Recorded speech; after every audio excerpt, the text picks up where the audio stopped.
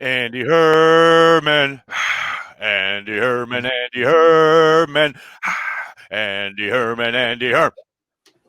I like it. What's up, Andy? I don't know how to respond to that introduction, but I am excited now. Packers number one seed. What's there not to celebrate about? What more do you need to get hype other than your own intro music and the number one seed for the Green Bay Packers? I mean, nothing else. That's it. That's Everyone it. should get that. That's the video. Thanks, everyone. No, I'm here talking to Andy Herman on Let's Talk Football each and every day after the game. That's what I like to do.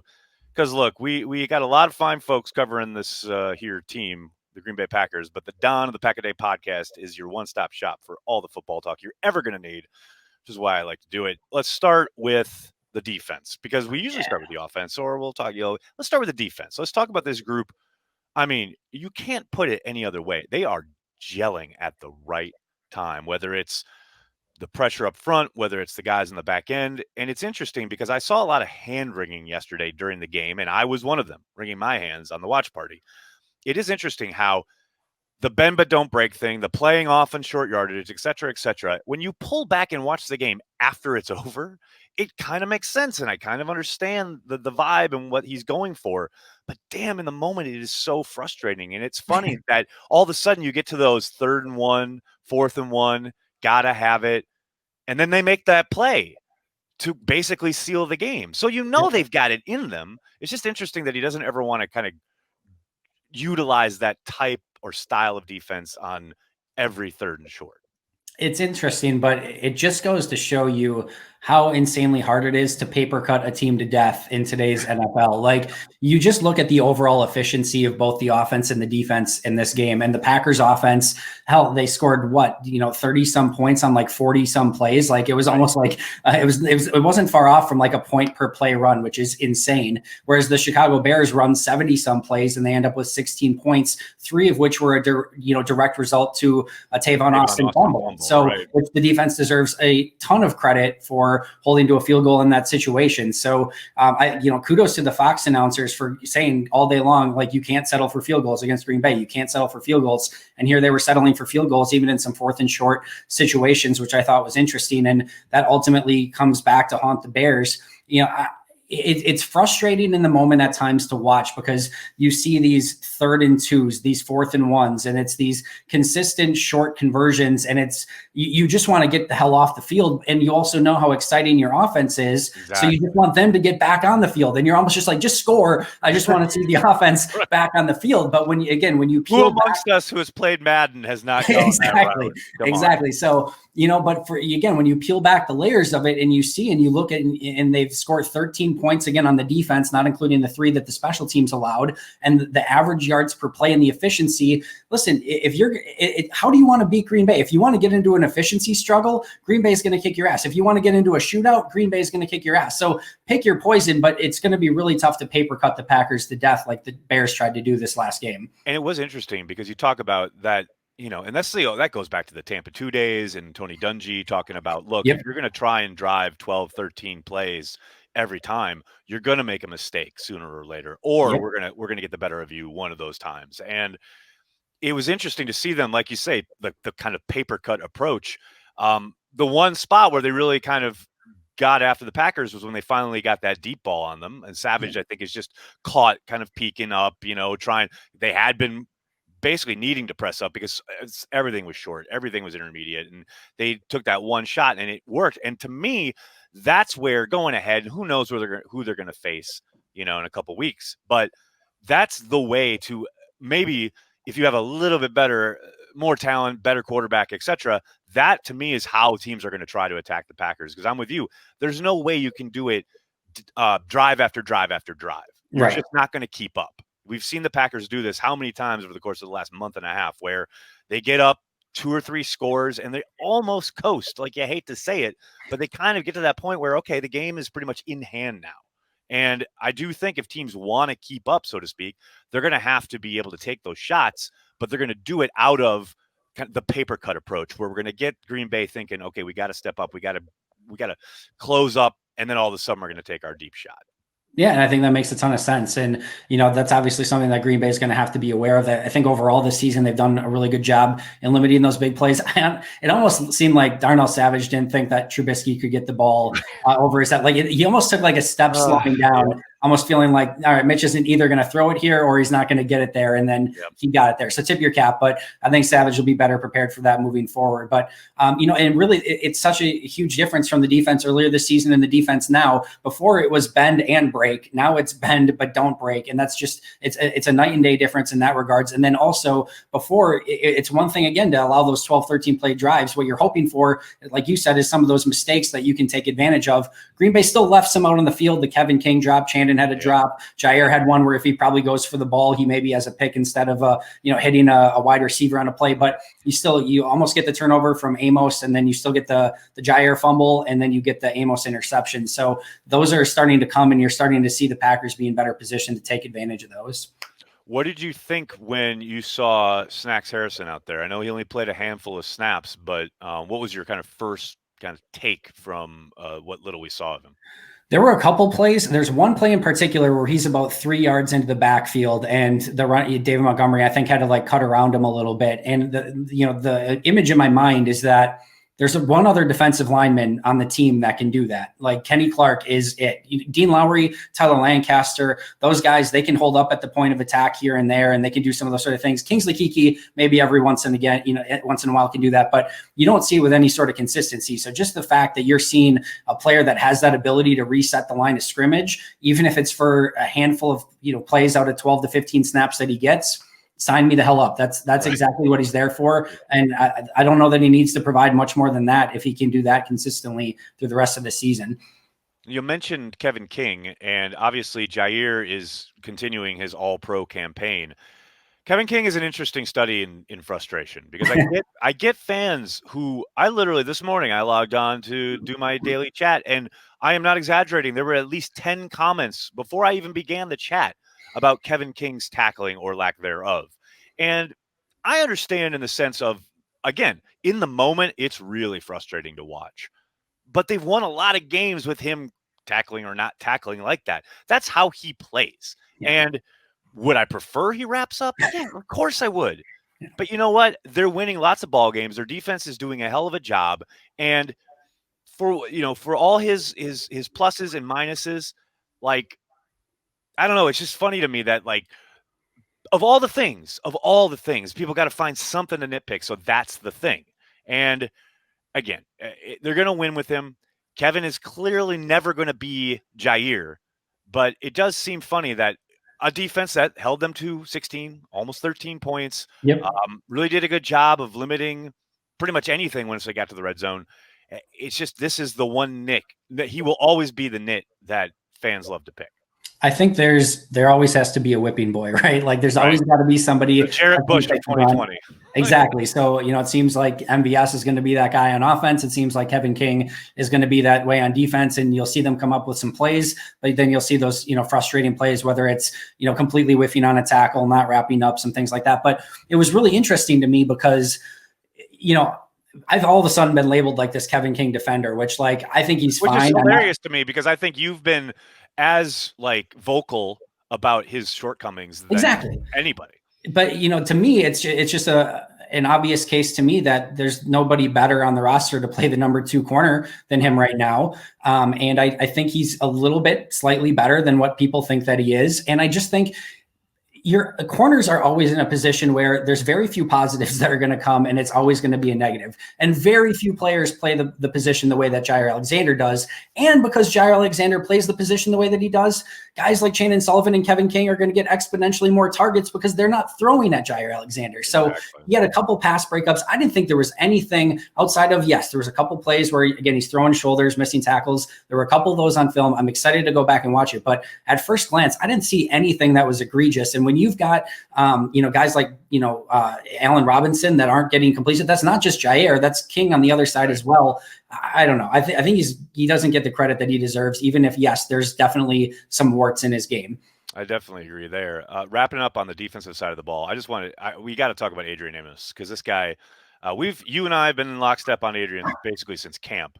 Before that, we both talked about him in a free agency preview prior to last season or 2 seasons ago, and we're like, yeah, Amos would be a fit. So I mean, here's the thing too: is like he's exactly what the doctor ordered as far as the kind of stalwart back there, and Savage is your kind of athlete, right? Amos has been so much better than I expected. Like I thought he'd fit, like we just mentioned, but he has developed this year in a way that I find surprising for a guy who had some pelts on the wall. He had a number of good years in Chicago, and I thought a good year last year, but this year he has improved, and I don't know why I sound so shocked, but I kind of am. It's like I didn't see this ceiling for him, and I'm happy to be surprised.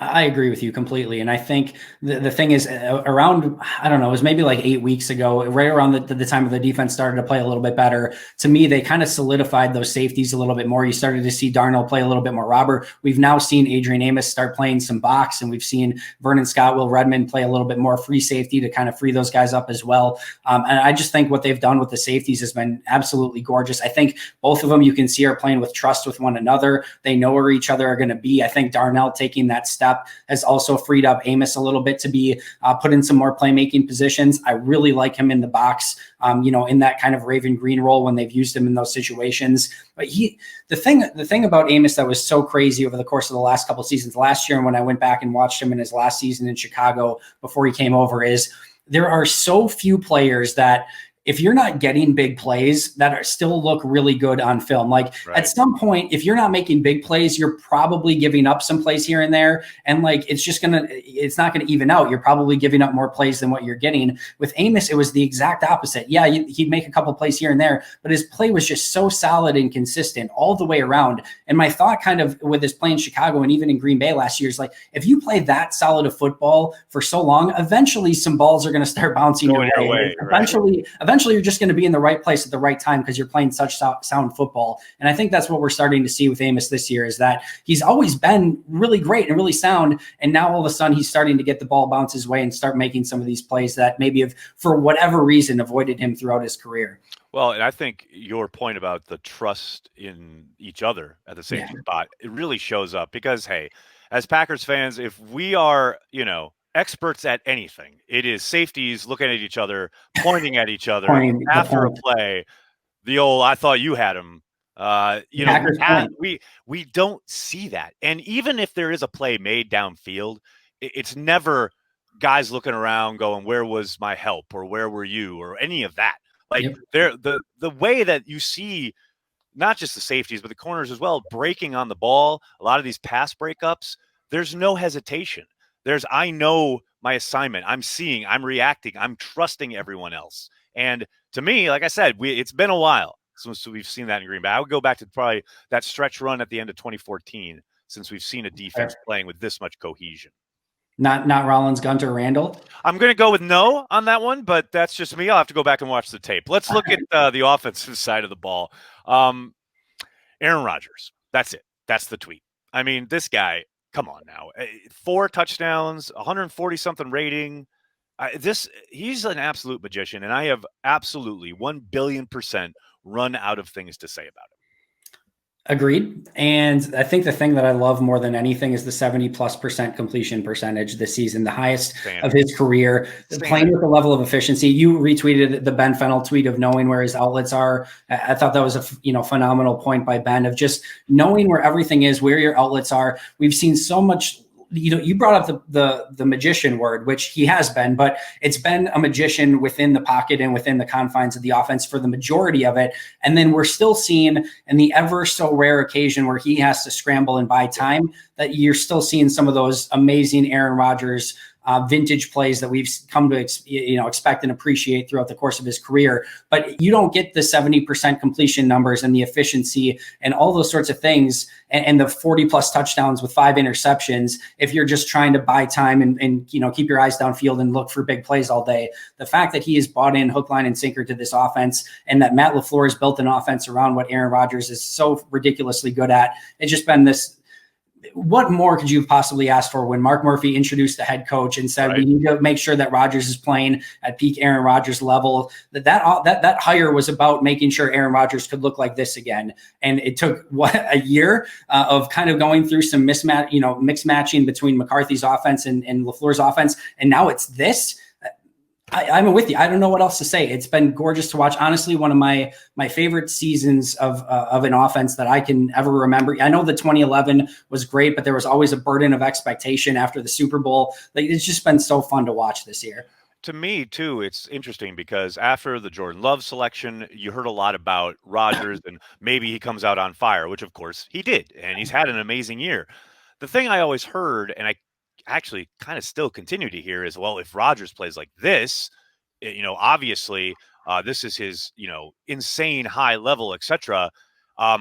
We thought this guy was gone, and it's interesting because it's not that guy, like, say, the run the table period, which was insane. Yep. One of the highest level of quarterback play I've ever seen, where a guy just basically dragged his team to the NFC Championship game. It's crazy. But it's so amazing to see him put up even better numbers, but playing within the structure of the offense. I thought Ben's point was spot on as far as the not looking to escape, but rather hitting the check down. Let Aaron Jones do that work. Yeah. We don't need you to do that work anymore. And the fact that he's bought into that, to me, it's the night and day kind of scenario where, like you said, last year, still glimpses of the McCarthy stuff. Rodgers mentioned it for the first time on his availability a couple weeks ago, where he said, there were, some moments this offseason where we said, okay, the stuff that we tried to hold over really isn't working, and we just junked it. And I think that's the first time he's admitted that was, just exercised from the playbook, which I think we were all in agreement needed to be done. Yep. But yeah, to see him completely embrace that part of it, I think is going to extend his career, frankly. It could easily, maybe not in Green Bay, could extend him for, another 4 or 5 years. It absolutely could. It was always interesting to me because he always spoke so glowingly of Tom Brady and how Tom Brady played.